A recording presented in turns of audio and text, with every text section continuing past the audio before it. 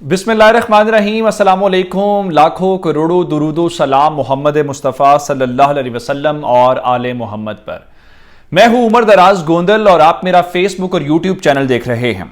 नाज़रीन, इमरान खान ने अभी आज बनी गाला का महाज संभाला है और एक कोर कमेटी का इजलास किया और उसके बाद अगली बात खान ने यह की है कि बजट का इंतजार कर लें, बजट के बाद ये अवाम के साथ जुल्म ऐसा करेंगे कि हमें थोड़ी आसानी हो जाएगी और जो लोग हमने मिसाल के तौर पे जहां 100 निकलने हैं ऑटोमेटिकली 200 निकल आएंगे, क्योंकि इन्होंने बजट में जुल्म इतना करना है।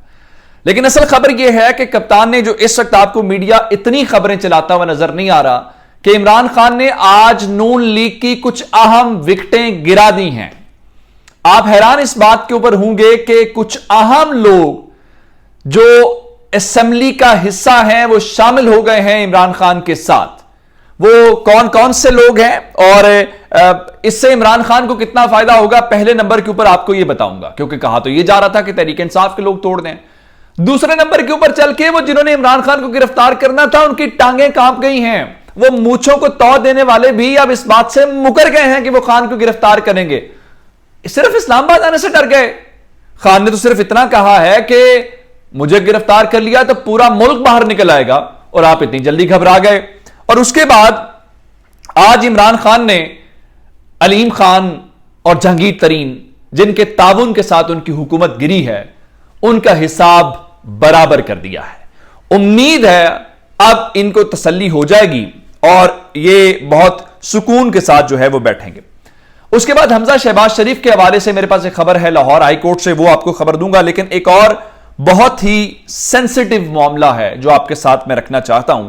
वो मुकद्दस हस्ती और आप सल्लल्लाहु अलैहि वसल्लम से मुताल्लिक है।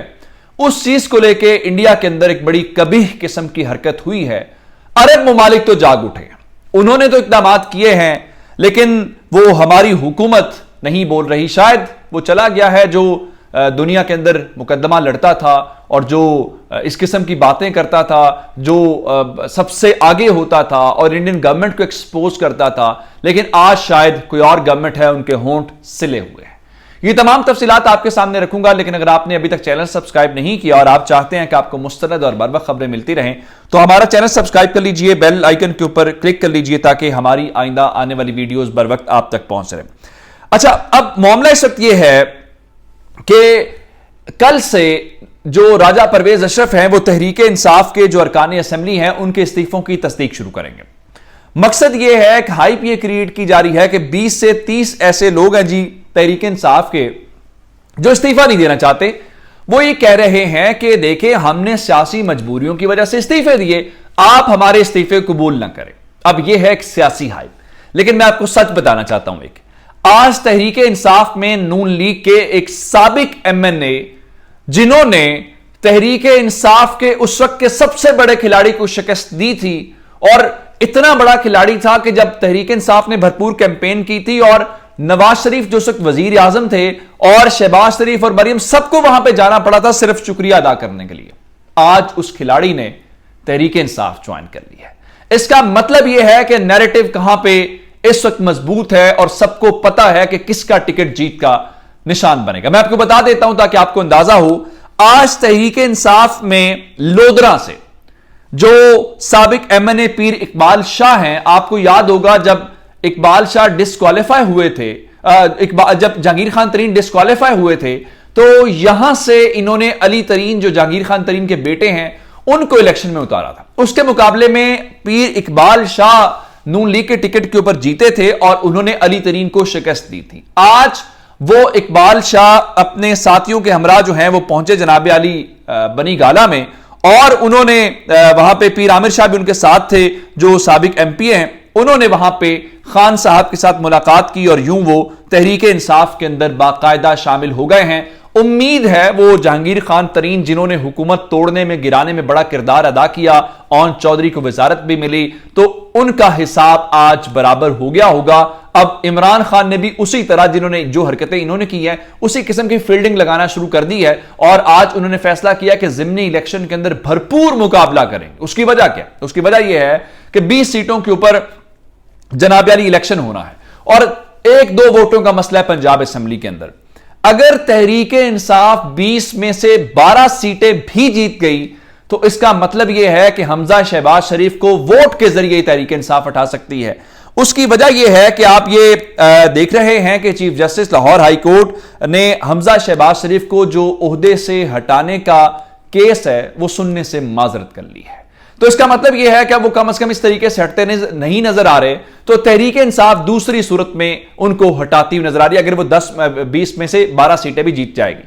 और शाह महमूद कुरैशी और असद उमर कल से लाहौर पहुंच जाएंगे और वो इन मामलात के ऊपर लुक आफ्टर करेंगे।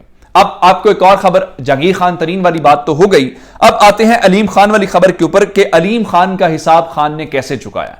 अलीम खान भी इस पूरे खेल के अंदर बड़ा इंपॉर्टेंट रोल प्ले कर रहे थे और अलीम खान का जो चैनल समा न्यूज है वो जाहिर बात है पूरी कैंपेन कर रहा है इमरान खान के खिलाफ। हालांकि एक जमाने में उन्होंने तहरीक इंसाफ की कैंपेन करके अपने आप को ऊपर उठाया था, टॉप रेटिंग चैनल बना था, लेकिन अब वही खान के खिलाफ जाके नीचे है। आज तहरीक इंसाफ ने कारी जरब लगाई है और कारी जरब यह है कि तहरीक इंसाफ ने समा न्यूज का बायकॉट करने का बाकायदा ऐलान कर दिया है। अब आप अंदाजा यह करें कि हवाएं बदलना कैसे शुरू हो गई हैं।